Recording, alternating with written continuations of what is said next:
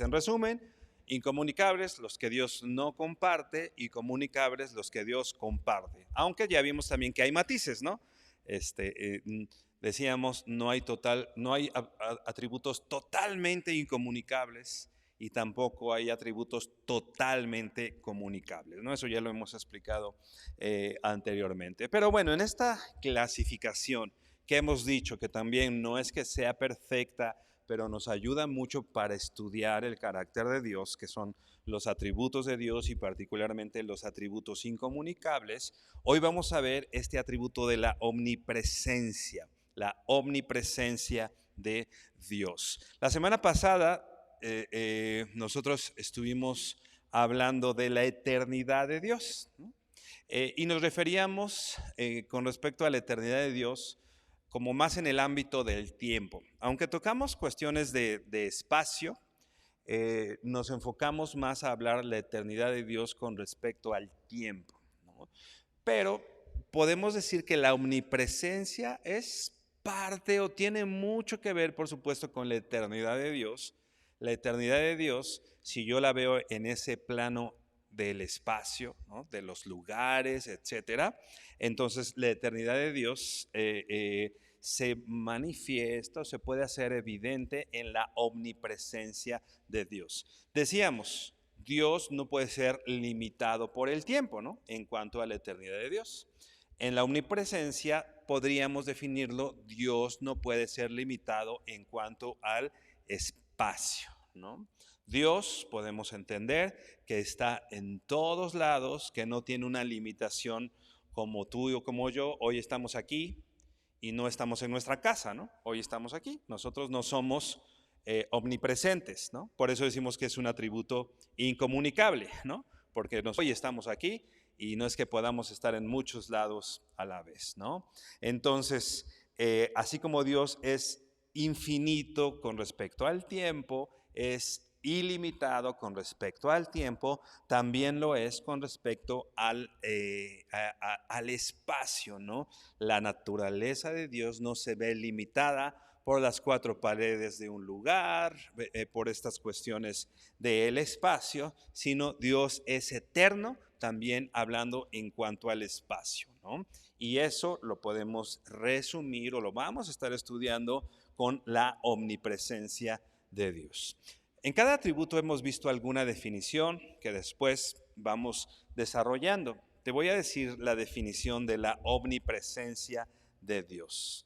La omnipresencia de Dios, en resumen, podemos decir, o lo podemos definir, o se define teológicamente como Dios no tiene ni tamaño ni dimensiones espaciales y está presente en todo punto del espacio con todo su ser, y sin embargo Dios actúa diferente en diferentes lugares. Una vez más, Dios no tiene ni tamaño ni dimensiones, ¿no?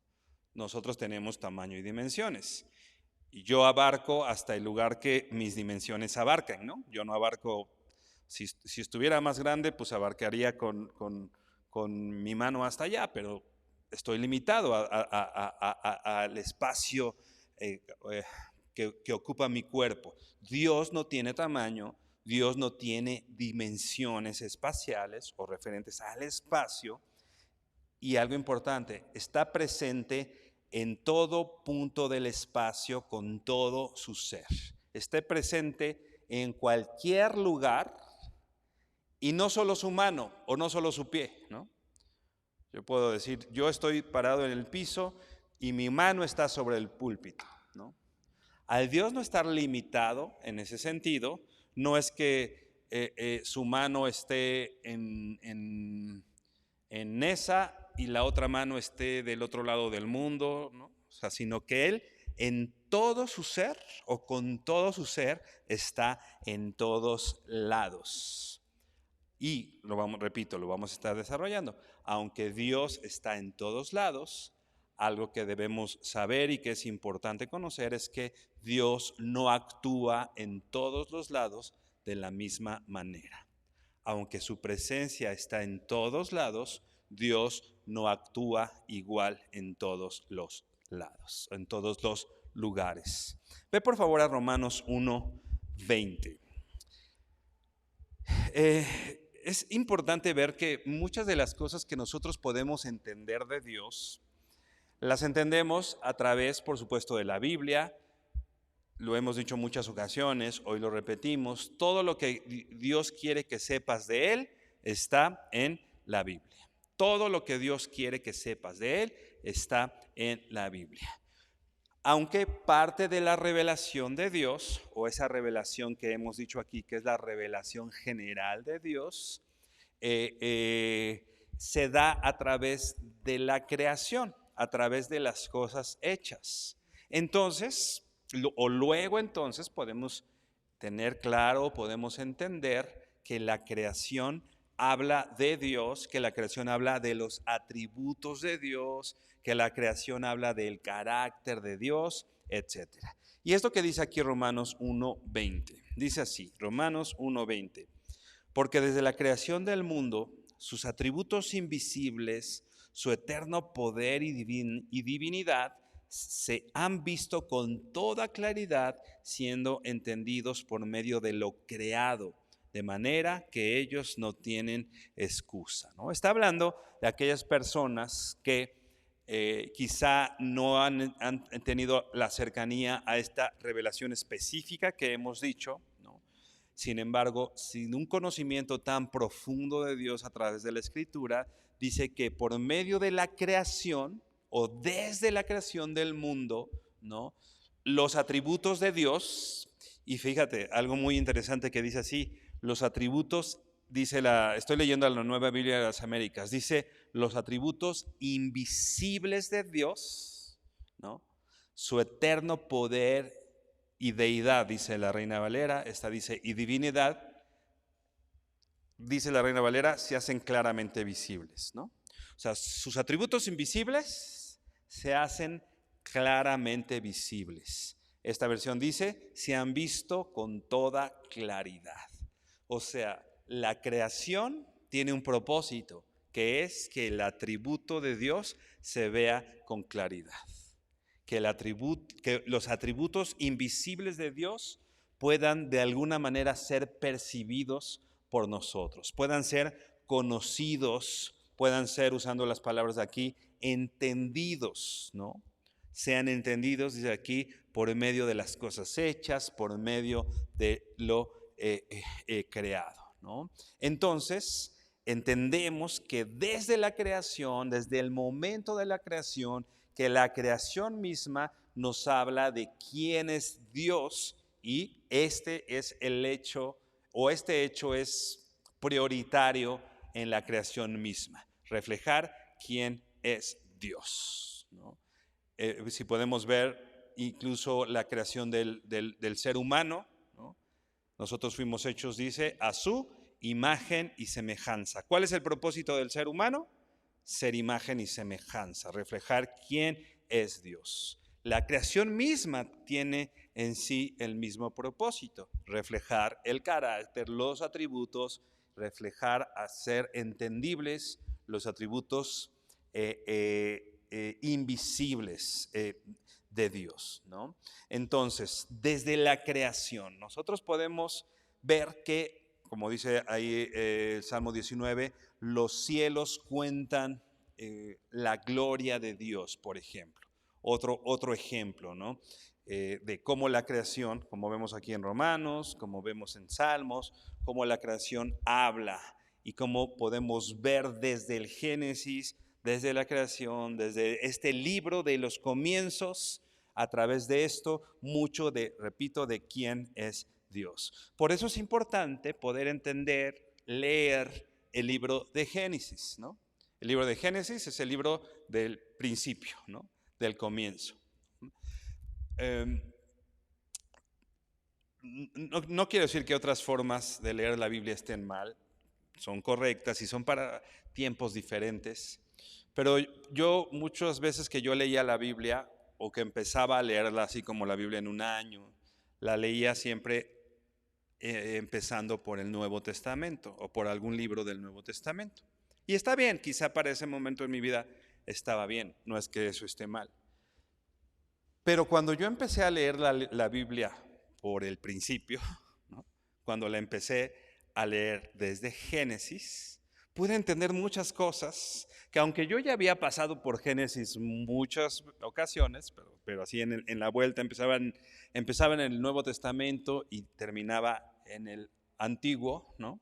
Cuando yo empecé por Génesis, me quedaron claras muchas cosas. Y yo creo que por esto, porque desde el Génesis se están revelando, Dios está hablando a través de la creación, de su carácter, de quién es Dios, y asienta muchas bases sobre principalmente el conocimiento de Dios mismo, ¿no? Así que podemos ver que casi todas las doctrinas importantes acerca de el carácter de Dios o de los atributos de Dios empiezan también en Génesis, ¿no? Y nosotros podemos verlas desde el Génesis. Así que no descuides, por favor, el libro de los Génesis. A veces, repito, empezamos por otro lado, no es que esté mal, pero date la oportunidad de leer la Biblia en alguna de esas, empezando por el principio, ¿no? Empezando por Génesis, ¿no? No te saltes las genealogías, no te saltes la creación, ¿no? El Señor nos habla mucho a través de eso, ¿no? Y como ya decíamos, el libro de Génesis nos da muchas bases para poder entender y conocer lo que Dios quiere revelarnos de Él desde el principio.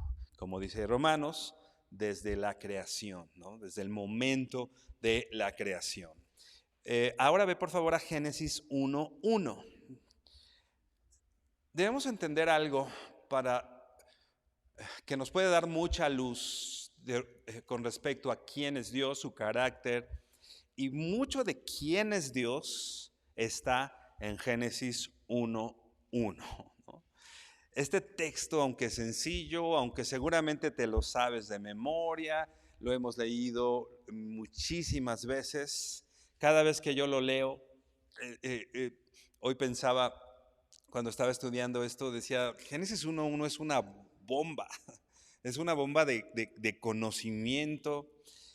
Y yo caí en cuenta, yo siempre creí que Génesis 1:1 me hablaba de la creación, que el centro de Génesis 1:1, de Génesis 1:1 y de Génesis 1 era la creación. Pero ¿sabes qué? Hoy descubrí, a lo mejor tú lo descubriste antes, yo apenas lo descubrí hoy, o apenas caí en cuenta de eso. El tema de Génesis 1:1 no es la creación, el tema de Génesis 1:1 es Dios, ¿no? Entonces, a través de la creación, la Biblia nos está diciendo quién es Dios, ¿no? O sea, el material didáctico para que nosotros entendamos muchas de las cosas de Dios es la creación, ¿no? Así como cuando llevas un material didáctico para que los niños aprendan a leer, ¿no? Y llevas ciertos juguetes educativos, por ejemplo, ciertos libros, etcétera. Eso es la creación, el material didáctico, pero que apunta a lo más importante, que es Dios. Repito, lo más importante de Génesis 1:1 no es la creación, sino es el creador. Y de eso nos está hablando. Así se está revelando Dios en Génesis 1:1. Entonces, bueno, ¿qué está diciendo Génesis 1:1? En el principio creó Dios los cielos y la tierra. La Nueva Biblia de las Américas es la que estoy leyendo ahorita. Básicamente es lo mismo, solo redactado un poquito diferente. Dice, en el principio Dios creó los cielos y la tierra, ¿no? Entonces, lo primero que nos está diciendo con respecto a Dios, repito, es una bomba y podríamos estar en Génesis 1:1 mucho tiempo. No, el estudio de hoy no es Génesis 1:1, es la omnipresencia de Dios, pero bueno, lo tomaremos a partir de Génesis 1:1. Podemos entender aquí, para empezar, que Dios es un Dios creador, que Dios creó todas las cosas, ¿no?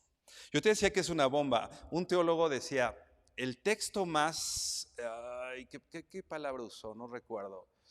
Que puede resultar más contradictorio para las personas, ¿no? Es Génesis 1:1. Porque si una persona puede entender que Dios creó los cielos y la tierra, se rinde a Dios, ¿no? Y si una persona no puede entender o no puede aceptar que Dios creó, entonces pues adora a cualquier otra cosa, incluido a sí mismo, ¿no? Entonces, si empezamos nosotros con el entendimiento que Dios es un Dios creador, ¿no? O sea, en Génesis 1:1 está lo que necesitamos para caer rendidos en adoración al Señor. Obedecemos a Él porque Él nos creó. Dice el libro de los Salmos, ¿no? Él nos creó a nosotros y no nosotros a nosotros mismos, ¿no? Si Él me creó, yo le rindo cuentas a mi Creador. Yo le agradezco a mi Creador. Yo obedezco a mi Creador, ¿no? ¿Por qué? Porque lo estoy reconociendo como Creador, ¿no? Entonces, imagínate todo lo que implica esta frase: Dios creó los cielos y la tierra. Cuando hablamos de la tierra, está hablando del planeta Tierra, del lugar que tú y yo conocemos, al menos en parte. Pero cuando la Biblia está hablando de los cielos, ¿no? Está hablando de todo eso que nosotros no alcanzamos a ver fuera de la tierra, ¿no? Cuando está hablando de los cielos, está hablando, pues sí, el primer cielo, lo que vemos acá, las nubes, pero todo lo demás, las galaxias y todo eso que es eterno. La simple expresión, los cielos cuentan la gloria de Dios.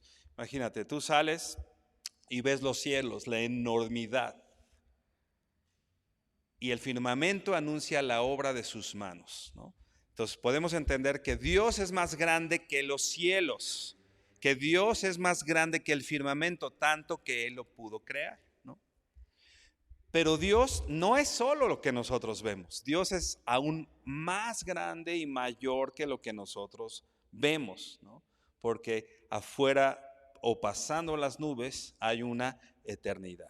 Y hay galaxias y te voy a leer bueno, sí voy a leerla toda, solo iba a agarrar cierta información, pero te voy a leer este texto que me llamó mucho la atención. Dice: una galaxia típica contiene miles de millones de estrellas individuales. O sea, una galaxia normal, ni siquiera las más grandes, digamos, una galaxia promedio contiene miles de millones de estrellas. Tú puedes pensar, estrellas, por ejemplo, no vamos a ser muy específicos ni somos científicos, pero por ejemplo, el Sol es una estrella, ¿no? Entonces, una galaxia tiene miles de millones de estrellas individuales.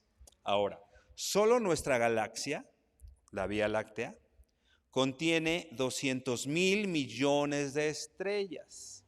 O sea, la galaxia en la que vivimos tiene 200,000 millones de estrellas.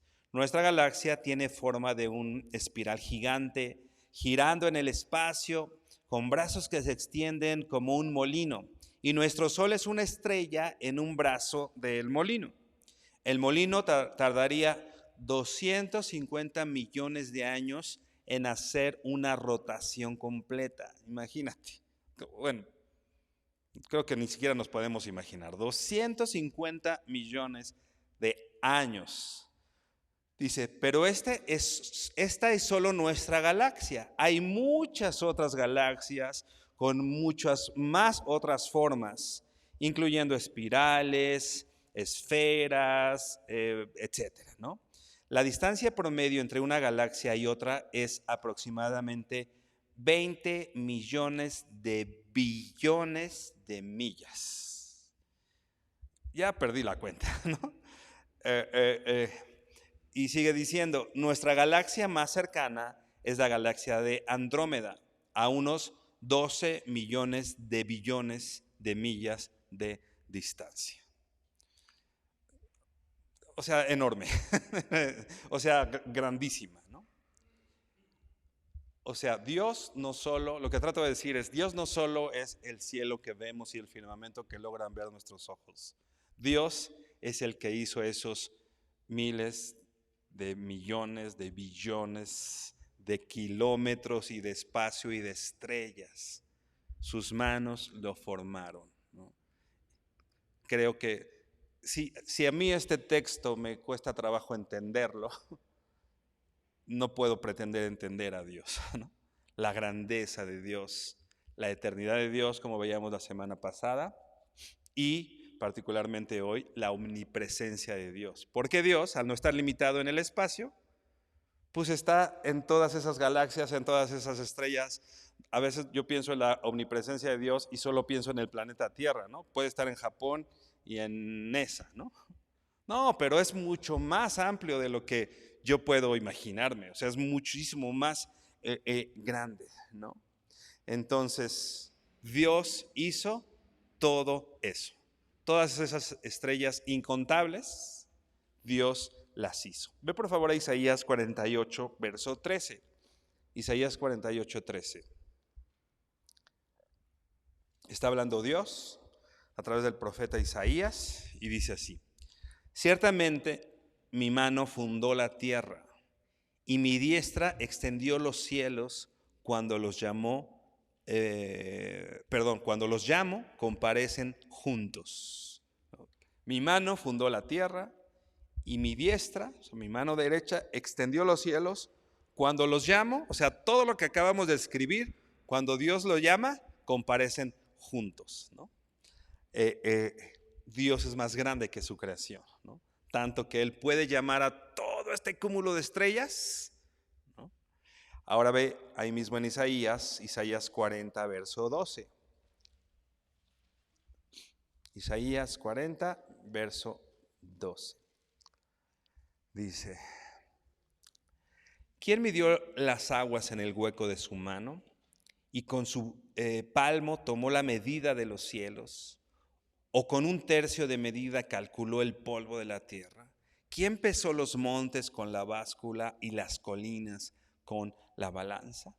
Otra vez el profeta diciendo, cuestionando, ¿no? O sea, hablando finalmente, ¿no? Son preguntas retóricas, ¿no? Que está hablando y para llevar a un cierto entendimiento de la grandeza de Dios. Y Moisés dice también ahí en Deuteronomio 10:14.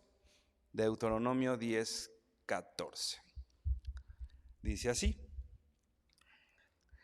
al Señor tu Dios pertenecen los cielos y los cielos de los cielos, la tierra y lo que en ella hay.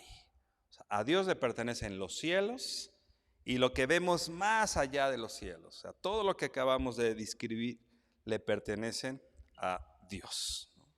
Y lo que hay en la tierra y todo lo que hay en la tierra.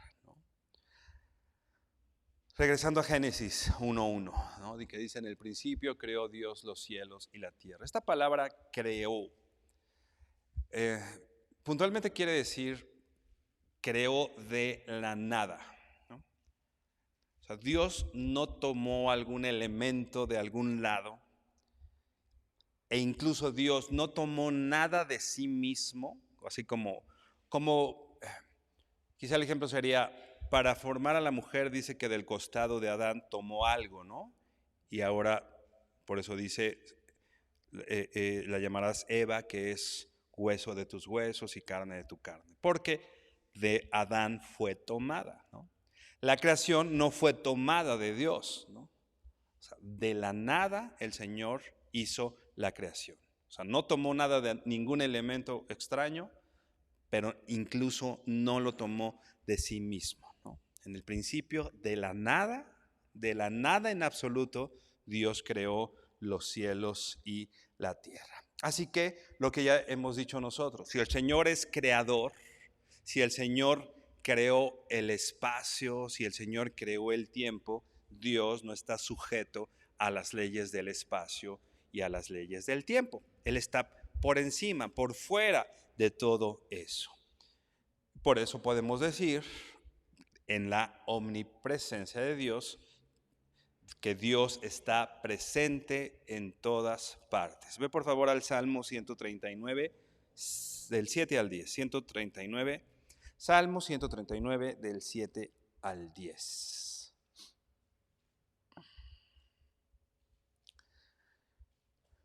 Dios está presente en todas partes, en todos lados. Dice el salmista: ¿A dónde me iré de tu espíritu? ¿Y a dónde huiré de tu presencia? Dice el verso 8. Si subiera a los cielos, allí estás tú. Y si en el Seol hiciere mi estrado, he aquí, allí tú estás. Si tomare las alas del alba y habitare en el extremo del mar, aún ahí me guiará tu mano y me asirá tu diestra. O sea, no hay ninguna parte de la tierra, que es lo que el salmista conocía, pero hoy podemos decir también que no hay ninguna parte en el universo, ¿no? Ni en la tierra, ni en el mar, ni en el cielo, ni en las tantos millones de miles de millones y billones de estrellas, en donde Dios no pueda estar, o a donde yo pueda huir y Dios no esté, ¿no? ¿A dónde huiré de tu presencia? Esta expresión, ¿a dónde huiré de tu presencia? Es, si voy a tal lado, ahí ya estás, ¿no? Si voy acá, ahí ya estás. O sea, Dios está en todos lados. Ahora, siempre hay un cuestionamiento en este sentido de, ok, si Dios está en todos lados, ¿por qué en tales lados pasan ciertas cosas y en otros lados no pasan ciertas cosas? Si Dios puede estar en la iglesia, pero también está, no sé, en un lugar de mucho pecado, etcétera, ¿no? Entonces, bueno, podemos entenderlo así. Dios está presente en todos lados, pero en ciertos lugares actúa de manera diferente. Un teólogo dice, Dios puede estar presente para castigar, para sustentar o para bendecir, ¿no? Y podemos englobarlo así, ¿no? Dios puede estar presente, pero su presencia puede ser como para dar juicio, por ejemplo. Dios puede estar presente, pero como para estar sustentando, o Dios puede estar presente, quizá no solo para estar sustentando, sino más, ¿no? Para estar bendiciendo, ¿no? Que son cosas diferentes, ¿no? Yo puedo estar, bueno, vamos adelante, no quiero irme antes de tiempo a esto. Ve por favor a Amós, el libro del profeta Amós 9, vamos a leer del 1 al 4.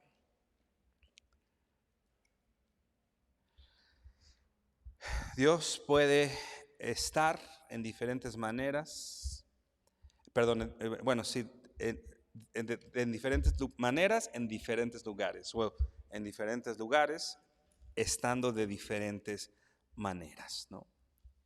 Por ejemplo, Amós 9:1 dice así, dice, vi al Señor que estaba sobre el altar y dijo, derriba el capitel y estremezcanse las puertas y haz los pedazos sobre la cabeza de todos y al postrero de ellos mataré a espada. No habrá de ellos quien huya ni quien escape. Está hablando de un juicio de Dios, particularmente está hablando del pueblo de Israel. No ahondaremos en ese tema porque no es el tema de hoy, sino Dios lo que iba a hacer era traer juicio, ¿no? Traer un castigo, ¿no? A estas personas de las cuales está hablando. Y dice el verso 2, dice, aunque cavasen hasta el Seol, de allá los tomará mi mano, y aunque subieren hasta el cielo, de allá los haré descender. Si se escondieren en la cumbre del Carmelo, allí los buscaré y los tomaré, y aunque se escondieren delante de mis ojos en lo profundo del mar, allí mandaré a la serpiente y los morderá. Y si sufren en cautiverio delante de sus enemigos, allí mandaré la espada y los matará, y pondré sobre ellos mis ojos para mal y no para bien. ¿Qué está diciendo aquí el Señor? Lo mismo que decía en el Salmo 139, que si yo voy a ciertos lugares, Dios está conmigo, y si no, a donde yo vaya está el Señor. Pero si te fijas aquí en Amós, está diciendo, en otras palabras, lo mismo o algo muy parecido, pero si te fijas el sentido es otro. Aquí el sentido es castigo, ¿no? Y quiero llamar, ya leímos todo, pero llamar tu atención al verso 2, cuando dice, aunque cavasen hasta el Seol, de allá los tomará mi mano, ¿no? en el centro de la tierra, ¿no? Está hablando particularmente del lugar de los muertos, ¿no? Que era como se hablaba, se concebía, ¿no? de este lugar de los muertos antes de la venida de Cristo. Pero dice que si ellos intentaran ir al Seol y cavaran tan profundo, dice, allí los tomaré. Y de tal lado iré y aplicaré castigo. Y si fueran de tal lado, iré de la misma forma y habrá espada para ellos, ¿no? O sea, no los está Dios bendiciendo, ¿no? No los está Dios sustentando, ¿no? Dios está en ciertos lugares, pero su presencia no quiere decir que siempre no quiere decir que siempre su presencia sea de bendición, ¿no? O sea, para traer paz. Nosotros relacionamos mucho, y por supuesto, lo vamos a ver más adelante, relacionaba mucho la presencia de Dios a sentirnos en paz, sentirnos tranquilos, la presencia de Dios me acompaña, etcétera, ¿no? Pero si te fijas aquí, la presencia de Dios no estaba hablando de eso, la presencia de Dios. Entonces, por eso algunos teólogos dicen, ¿Dios está en el infierno? Entonces, bueno, es una pregunta, pues creo, complicada, profunda, pero entendiendo esto es, sí, aplicando justicia, ¿no? Aplicando justicia. Dios está ahí aplicando su juicio como lo podemos ver aquí. Entonces, yo no puedo decir que Dios no está en el infierno. Lo que sí puedo decir es que Dios está ahí, pero aplicando justicia, aplicando un castigo, aplicando o haciendo evidente o claro un juicio, ¿no? ¿No? Dios está en un lugar de mucho pecado, puede ser, ¿no? Bueno, no puede ser. Dios está en ese lugar, más bien que su acción o como Él está actuando en ese lugar es diferente que a como Dios está aquí con nosotros. Aquí nos está enseñando, ¿no? Aquí nos está sustentando, nos está dando provisión de su palabra, ¿no? Pero en esos lugares quizá esté aplicando juicio, ¿no? Etcétera, ¿no? En otros momentos, ve ahora por favor a Hebreos 1, verso 3. Podría haber más textos de cada situación que estamos dando, pero otra vez, como hemos dicho en otros estudios, no podemos estudiar todos esos textos porque sería muy, muy extenso. Son solamente algunos ejemplos. Dios puede sustentar, o la presencia de Dios en algunos otros lugares sustenta o sostiene. Dice Hebreos 1, 3, dice, Él es el resplandor de su gloria y la expresión exacta de su naturaleza, y sostiene todas las cosas por la palabra de su poder, después de llevar a cabo la purificación de los pecados, y Él se sentó a la diestra de la majestad en las alturas. Está hablando que el Señor, y es algo que también habla Juan 1, ¿no? Con respecto a particularmente Jesucristo, ¿no? Que Él sustenta todas las cosas. Aquí dice que Él es el resplandor de la gloria y la expresión exacta de su naturaleza, y sostiene todas las cosas por la palabra de su poder. Esta palabra sostiene tiene que ver con esta expresión sustenta, ¿no? El salmista dice, yo me acosté, dormí y desperté porque el Señor me sustentaba.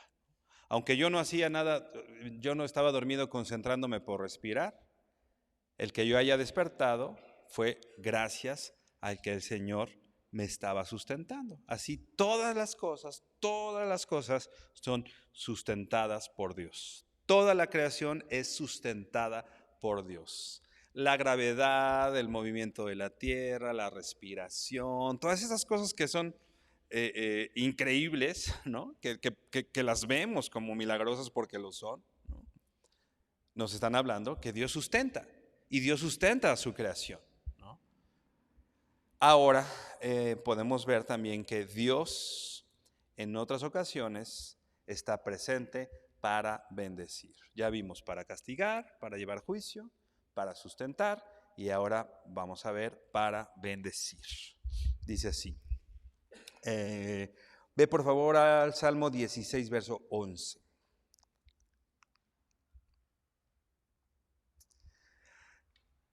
Eh, Normalmente, repito, nosotros relacionamos la presencia de Dios justamente a esto, a bendecirlo, ¿no? Así como entrar a la presencia de Dios y recibir su bendición, ¿no? Recibir el beneficio de la presencia de Dios en nosotros. Dice David en el Salmo 16:11, dice, me llenarás de alegría en tu presencia y de dicha eterna a tu derecha. ¿No? Otra vez, me llenarás de alegría en tu presencia. Aquí David está recibiendo la bendición de Dios, ¿no? La presencia de Dios, o David buscaba la presencia de Dios, porque en la presencia de Dios había alegría para David, ¿no? Así nosotros, ¿no? Buscamos la presencia de Dios, porque en su presencia, dice la Biblia también, hay plenitud de gozo y tantas cosas que el Señor nos da en su presencia, ¿no? Aquí Dios o la presencia de Dios ya no está implicando un castigo, no está solamente implicando el ser sustentado, sino la presencia de Dios está bendiciendo, está proveyendo de gozo, de dicha, como dice particularmente aquí este salmo. Entonces, Dios es omnipresente, ¿sí? Dios está en todos lados, sí, aunque no es una contradicción el decir que está en todos lados cuando vemos ciertas situaciones en diferentes lados, porque ya sabemos que Dios actúa de diferentes formas estando en diferentes lados. En un lugar con juicio, en otro lugar con su sustento, como la creación misma, toda la creación es sustentada y con bendición, ¿no? Entonces, es importante, hermano, entender esto, a dónde huiré del Señor, ¿no? El temor de Dios, eh, creo que cuando nosotros tenemos en cuenta, sobre todo la omnipresencia de Dios, ¿no? El temor de Dios se vuelve más palpable, porque el temor de Dios en resumen es la conciencia de que Dios está en todos lados y me está viendo, ¿no? Dios está aquí en la iglesia, estamos estudiando, decíamos, nos está proveyendo, nos está enseñando, pero Dios está igual en tu trabajo, ¿no? Dios está igual a las 8 de la noche y a las 3 de la mañana en tu casa, ¿no? Dios está en todos lados, así que debemos entender eso para conducirnos con temor de Dios. Repito, la conciencia que Dios me ve en todo lo que hago, todo lo que digo, todos los lugares en que estás, en todo tiempo, el Señor está en donde no puedes huir a ningún lado, ¿no?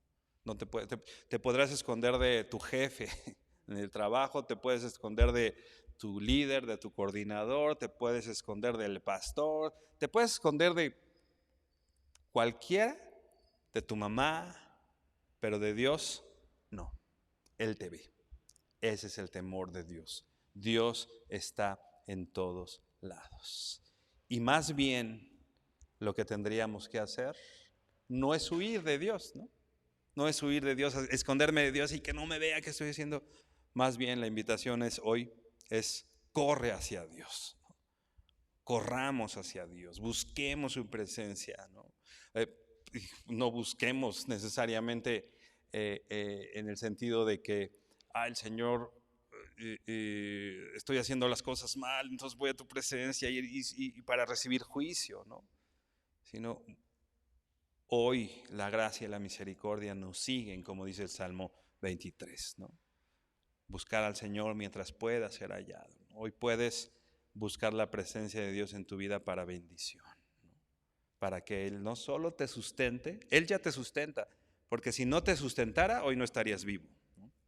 El Señor ya nos sustenta, pero busquemos el rostro del Señor, busquemos el corazón del Señor. No solo sus beneficios, porque muchas veces buscamos solo sus beneficios, ¿no?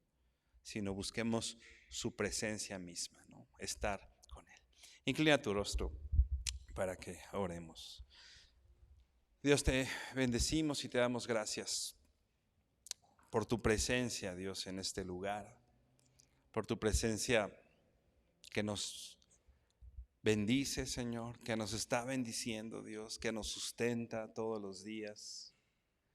Gracias, bendito Padre, porque aunque nosotros no tengamos la conciencia plena de lo que implica tu eternidad, tu omnipresencia, Señor, hoy nos das una prueba, Señor, en tu palabra y a través de la creación que habla de quién eres tú, Señor, de lo que implica para nosotros el que estés en todos lados, Dios. Señor, queremos no estar huyendo de ti, Señor. No queremos buscar lugares alejados de tu presencia, sino todo lo contrario, Dios. Queremos buscarte a ti, Señor, buscar tu rostro, buscar tus ojos, buscar tu voz, tu palabra, ser guiados por ti, Señor. No pretender huir de tu presencia, Señor, sino encontrar la plenitud de gozo, Señor, que ella trae a nosotros, tus hijos, Señor. Enséñanos a buscarte. Enséñanos a buscar todas las mañanas, todas las noches, Señor, tu presencia, tu voz, Señor. Y queremos darte gracias, Señor, porque tú has prometido que como iglesia, Señor, estarás con nosotros, Señor. Dice tu palabra que cuando estamos congregados, cuando estamos alabando tu nombre, Señor, tú estás en medio de nosotros, Señor. Gracias por la promesa de tu presencia en la iglesia, Señor. Gracias por la promesa de tu bendición y tu cuidado a tus hijos, el estar con nosotros hasta el fin, Padre. Gracias porque es real y si tú lo has dicho, lo cumple, Señor. Y te pedimos, Señor, que podamos vivir toda nuestra vida, Señor, sometida a ti, Dios, temiéndote a ti, Padre, sabiendo que estás en todos lados y que rendimos cuentas delante de ti, Dios. Te bendecimos, Padre, te damos gracias y te honramos en el nombre de Jesús. Amén. Mi hermano, que el Señor te bendiga.